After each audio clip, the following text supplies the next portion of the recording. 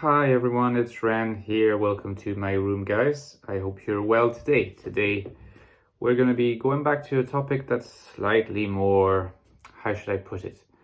A little bit more lighthearted, maybe, than the last few themes that I had been discussing. Not that I won't return to those themes, I will return to those themes. But, the mood just took me today to just talk about 3 intellectual traits of INFJs, because I thought that might be of interest to you. I mean, there's obviously a lot of, just give me a second, because marketing is, one of the bits of the video that a lot of people probably skip at this point. Nevertheless, you can check out my book, The Ecstatic Soul, the links below. Probably the most, what would I say, analytical book about INFJs that you can find online, and my new novel, The Infinite Castle. Okay, main character, most people seem to think he's an INFJ, so that could be of interest to you also. Okay, so what I was going to say is, well, 3 intellectual traits of INFJs, it doesn't have to be super lighthearted, or at least insofar as it's a video that is released on my channel. I'll hopefully provides a bit of substance. And what I suggest is that maybe we jump into it straight away, shall we? 3 intellectual traits of INFJs, something that distinguishes INFJs perhaps from other types, that makes INFJs uniquely what they are, and also something that could be useful for other people who are maybe not of the INFJ type, but who interact with an INFJ, or are friends, or in a relationship, and sometimes maybe like it seems as if there's a gap or a mismatch or misunderstanding. How to deal with that? Perhaps these traits will be helpful to clarify. Number one. INFJs need time. Now, what I'm going to say in this video is is meant to apply to the vast majority of INFJs. Doesn't mean there can't be exceptions, right? So, for example, INFJs that have a singularly well-developed SE function, it's rare because it's a function that is particularly difficult to integrate, can never be integrated fully. But you'll occasionally run into INFJs that have quite well-integrated SE, about as well-integrated as it can be. It's not my case, and it's not the case of a lot of people, but it can happen. These would probably be, or in fact are, better able to handle faster speeds.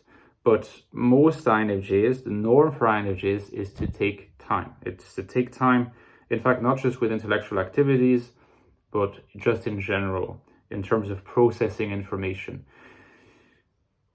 If you're an extrovert, even more so if you're a perceiving extrovert, if you're an ENFP, or if you're an ENTP, or ESFP, or ESTP, you might struggle with that. In fact, you might struggle with that if you're an ENFJ also. My dad often makes fun of me for, in a lighthearted and certainly not non-toxic way, for just how much time I need, to process. And once things are processed, then you get to what will be the second intellectual trait that I want to mention. But before I move to that other trait, just want to sort of explain a little bit of why INFJs need time. First of all, they're introverts.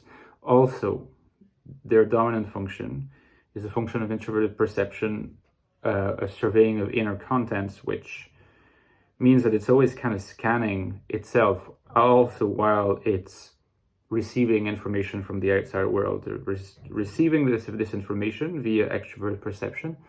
Being unconscious is not under a great deal of control, so there's a lot of calibration that needs to happen between that PE activity and that PI activity, the activity of NI in this case.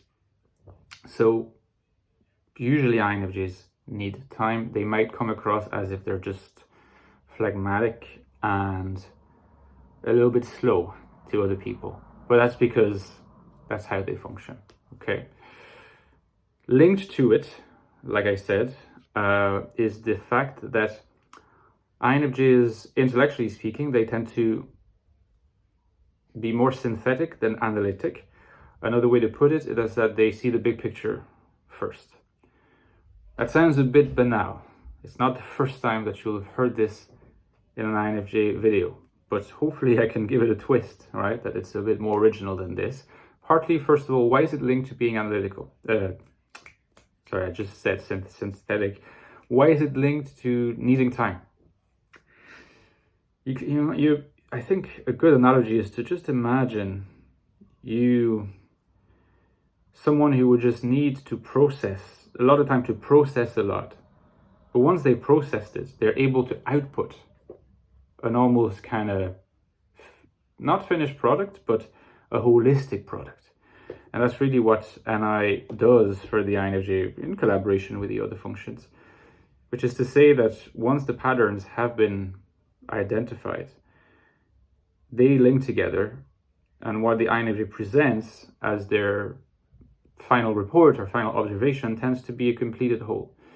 It can be quite impressive to people, in fact. And maybe if you're an INFJ, you've heard before people tell you, oh wow, like I didn't realize you'd come up with that, especially since you hadn't been contributing anything. So unlike the brainstormy, the sort of brainstorming savvy NE leads or SE leads that just play around constantly in real time, improvise with ideas until they come up with some sort of patch together, could be a brilliant sort of patching together of different ideas into a plan. The INFJ usually doesn't participate much, and then it all comes out in one big kind of synthesis. Makes us not great at brainstorming, not only because we don't really play by the rules, but also because other people notice it and it can put them off that we don't seem to be participating, and then we just assert this big thing that comes out.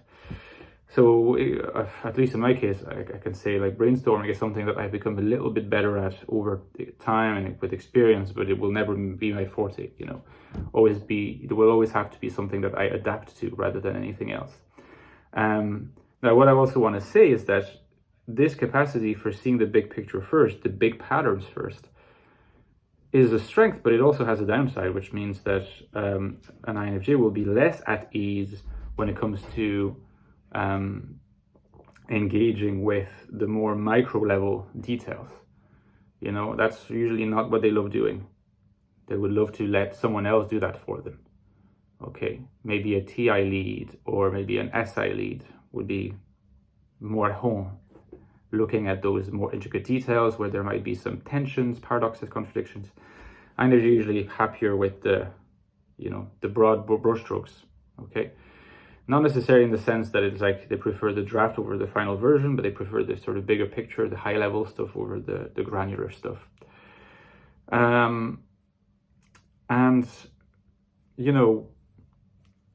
What I would say personally is that some INFJs are, I think, misled into thinking that they're into more micro level stuff because that's what they prefer reading about, or because that's what they prefer watching videos about. That's actually not a sign that you're more into the micro level stuff. It's usually a sign that you're aspirational, and the aspirational dimension of type is usually something that has to do with functions where you're actually slightly less at ease, right? But for that very reason, you're interested in trying to develop that side of you, and that's why you like it. But doesn't mean that's where you would naturally be going, right? Be careful to distinguish what's essential to you versus what's aspirational. The aspirational might often be the fast-paced, the micro level, and the change-oriented, because that's the third dimension that I want to briefly tackle, is that INFJs are often quite, as third intellectual trait, ponderous in terms of their positions. It's linked to the fact they get to this big picture. It takes them time to get to it. It means that they're not necessarily going to want to just jump into something different intellectually straight away. They will tend to remain close to the constants that they have identified, spend quite a bit of time identifying. And generally speaking, what I would say, and you see that in a lot of philosophers who were INFJs, sometimes INTJs too, is that they're interested in locating across historical change what are the historical constants and to identify with those constants, which is why it's often it often can appear as if some INFJs are conservative or INTJs are conservative. They have a conservative bent, not because they necessarily want to look to the past, but because they see the link between the past, the present, and the future. And I see this link to the synthetic view that underneath change is a set of different constants that never change, and that's what they tend to lock onto. So, for example, Martin Heidegger often, in fact, a TE user most likely, but there's a controversy online, and it's been for many years, whether he's an STJ or an INTJ. I've contributed to the discussion for INTJ, and I think that the view nowadays is dominant toward INTJ. It's true that if you look at Heidegger, you might think he's conservative. In fact, you could probably justifiably say he's conservative. But if you try to understand what's really at work in how he arrives at this view, you'll notice it's the product of an NI activity rather than an SI activity. So this tendency to locate patterns, to need time to identify patterns, and to aggregate these patterns into historical constants that transcend the daily immediate changes, that see something that is actually grounding these changes, something that's very distinctive of INFJs. So it can make them, for all these reasons, appear as if they don't sit comfortably with change. They can embrace change, usually on the condition that they don't lose sight of the constants underneath. And often that can be accomplished if the changes are not too dramatic, not too frantic, not too frenetic. So it's a balance to hold together, and it's the delicate one. Now, I give you 3 traits that I think characterize the vast majority of INFJs, and I'd love to know what you think. So, just to sum up quickly, they need time, they need to take their time. They see the big picture, the big patterns. They're less granular and they're less comfortable with the granular. And third, they see the constant across change, across historical change, are less comfortable embracing change itself, unless they can keep sight of the constants. I'd love to hear what you think. Don't forget, you can also support my Patreon page.